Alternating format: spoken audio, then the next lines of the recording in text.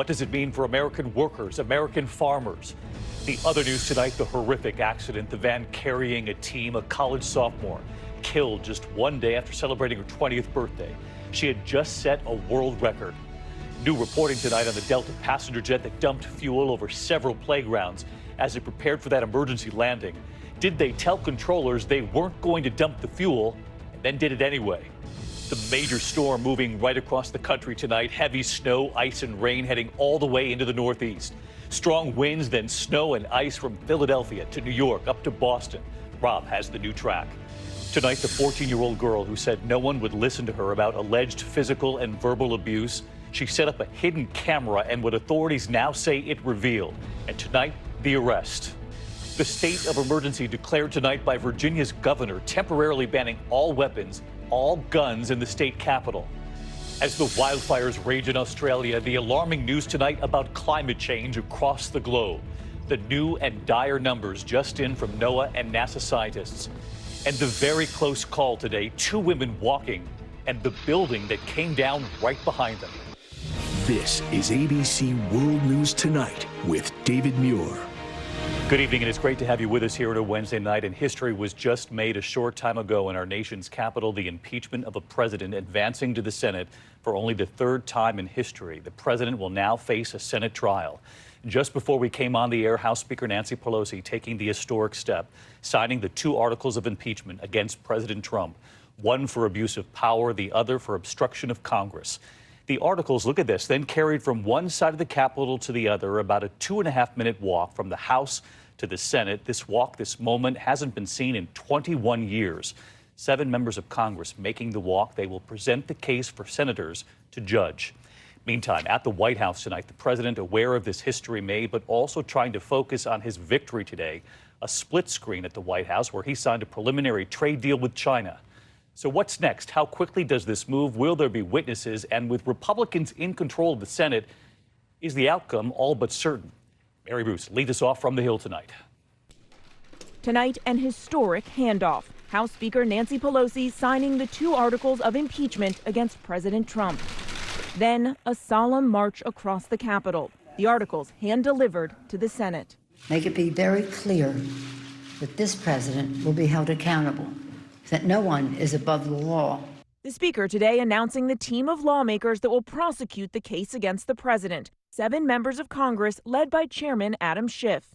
During the trial, all 100 senators will have to sit silently and weigh the charges that the president abused his power and obstructed Congress by pressuring Ukraine to investigate his rival, Joe Biden. The Senate is on trial. We will see whether they conduct a fair trial and allow the witnesses or conduct a cover-up. Democrats insist there's more to uncover, and they're sending the Senate new evidence handed over by Lev Parnas, an associate of the president's personal lawyer, Rudy Giuliani. Among the documents, a note Parnas wrote himself. Get Ukrainian President Zelensky to announce that the Biden case will be investigated. Giuliani and Parnas saw the former American ambassador to the Ukraine, Marie Yovanovitch, as an obstacle. And text messages provided by Parnas suggest she may have been under physical surveillance. In the texts, Robert Hyde, a Trump supporter and congressional candidate, claims to have contact with a private security team monitoring the ambassador. She's talked to 3 people, Hyde told Parnas. Her phone is off, computer is off. She's next to the embassy. They'll let me know when she's on the move. And then these ominous words, they're willing to help if you would like a price. Guess you can do anything in the Ukraine with money. Hyde would not comment to ABC News. Yovanovitch was eventually fired. She later learned President Trump told the Ukrainian president she was going to go through some things. I was very concerned. Did you feel threatened? I did. Parnas also gave Congress a letter Giuliani sent to the president of Ukraine. Giuliani requesting a meeting in his capacity as personal counsel to President Trump and with his knowledge and consent.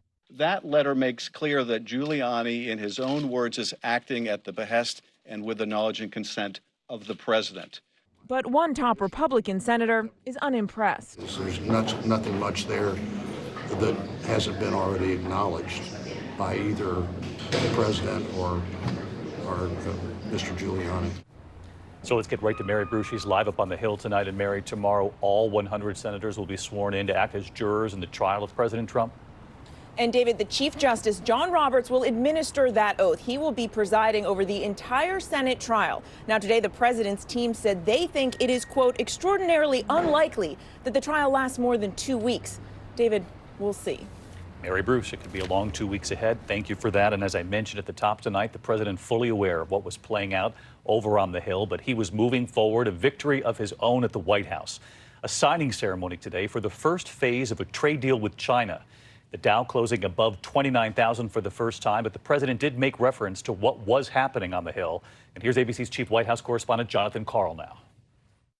President Trump gathered his top supporters to announce an agreement he says keeps one of his most important campaign promises, but first mentioned the drama on Capitol Hill. Some of the congressmen may have a vote, and it's on the impeachment hoax. Then, with great fanfare, he signed a partial trade deal with China. Together we are righting the wrongs of the past and delivering a future of economic justice and security for American workers, farmers, and families. China has now promised to spend an additional $200 billion buying American products over the next 2 years, including $77 billion on airplanes, cars, and other heavy machinery, $53 billion on oil and coal, and some $40 billion on agricultural goods. China also says it will take steps to protect intellectual property by cracking down on fake American products counterfeited in Chinese factories. All right, so let's get right to John Karl. He's live at the White House tonight. And John, this is just the first phase of a China trade deal. And the president made it pretty clear today that he's not lifting his steep tariffs against Chinese goods.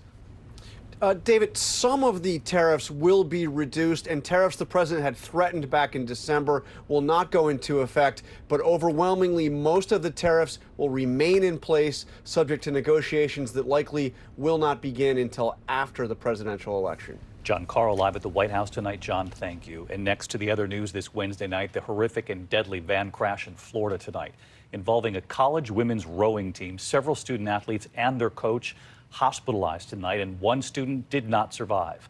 A sophomore who had just set a world record, and just yesterday, she celebrated her 20th birthday. Here's ABC's Victor Oquendo. The scene is devastating. We have several victims stuck inside a van. They may need to be extricated from the van.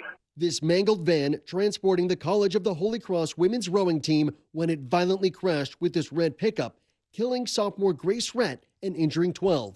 The team split in two vans on their way to a training session this morning in Vero Beach, Florida. 20-year-old Rhett was a rising star in the rowing community. Last month, setting a world's record for indoor rowing, a grueling 62 hours nonstop. My teammates were stopping by, FaceTiming, texts coming in on my Fitbit every 2 minutes. So I think that was the coolest part for sure. She had just celebrated her birthday Tuesday. Grace was a light to all who knew her. She was incredibly passionate and hardworking. The school tonight saying 6 students and the coach who was driving are still in the hospital. The cause of the crash is under investigation. David? Victor Oquendo, thank you. And we're going to move on now to that new reporting tonight on the Delta passenger jet dumping fuel as it prepared for that emergency landing in Los Angeles. This is the image of the plane we showed you last night at this time, so close to the ground there, dumping that fuel, and in its path, several schools. Students and staff members said they could see, smell the fuel. More than 50 were treated at multiple scenes. Tonight, this question: did the pilots tell controllers they weren't going to dump the fuel, and then they dumped it anyway? ABC's David Curley covers aviation. The FAA tonight is investigating this Delta 777 dumping fuel lower than recommended and spraying several schools near LAX, leaving dozens complaining of symptoms. Declaring an emergency after takeoff with an engine issue, the pilot said they did not need to dump fuel. Do you need to hold and burn fuel? We're going to come back to LAX. We're not critical. As the jet circled back, the pilots were asked a second time. Okay, so you don't need to hold the dump fuel or anything like that? Negative. We'll be requesting runway 25 right.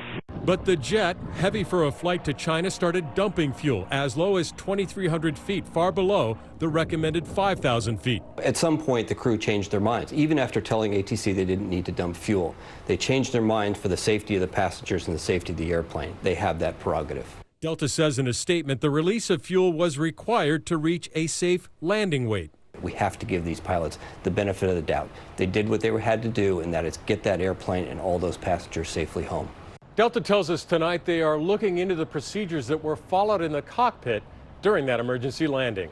David Curley on this for us tonight. David, thank you. We are watching what could be a travel nightmare for millions in the coming days. The major storm moving across the country from the west all the way into the northeast. Heavy snow, ice and rain and wind will be a very big concern. So let's get right to meteorologist Rob Marciano. He's tracking it all for us. Hey, Rob.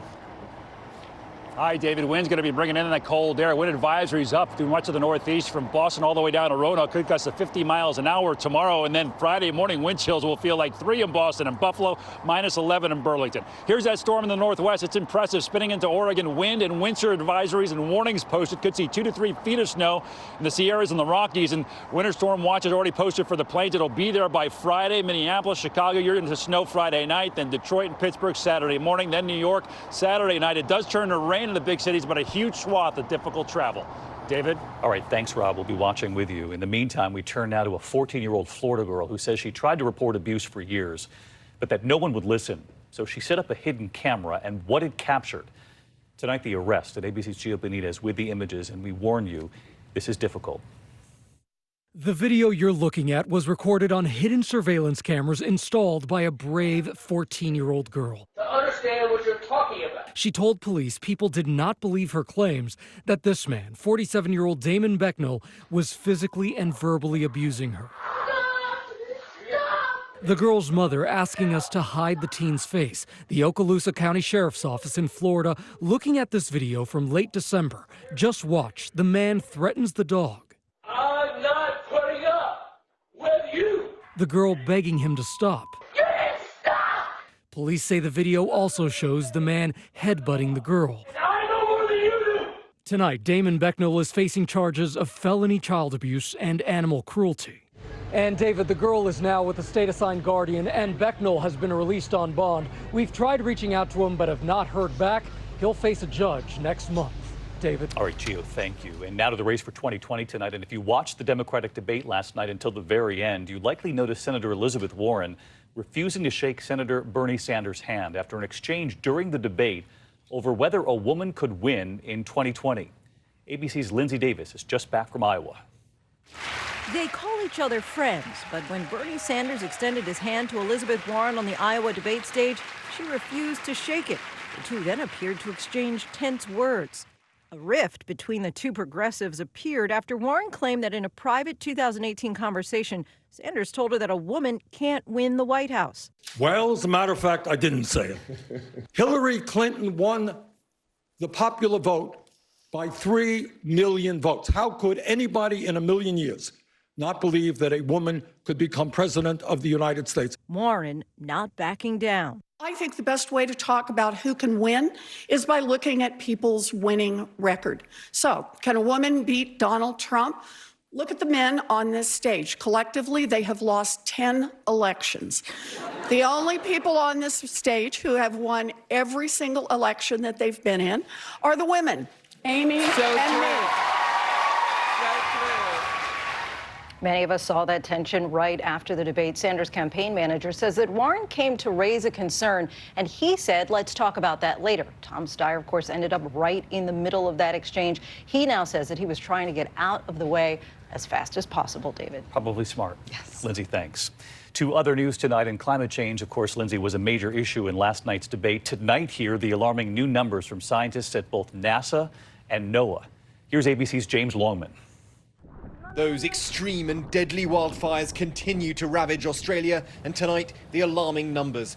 According to a new report, the last decade was the Earth's warmest on record. 2019, the second hottest year ever. Global land temperatures increasing, scientists say. The bushfires part of the dramatic fallout from climate change. And rising over Australia tonight, this phenomenon, the so-called fire clouds, spawning dangerous weather conditions, fueling the flames. And the battle with the elements goes to the ends of the Earth. Heat levels in the ocean, the highest ever recorded, melting sea ice at a distressing rate. One study finding the amount of heat being released by climate change equals 5 Hiroshima explosions per second. We've made it. We've landed on Antarctica. I saw the devastating reality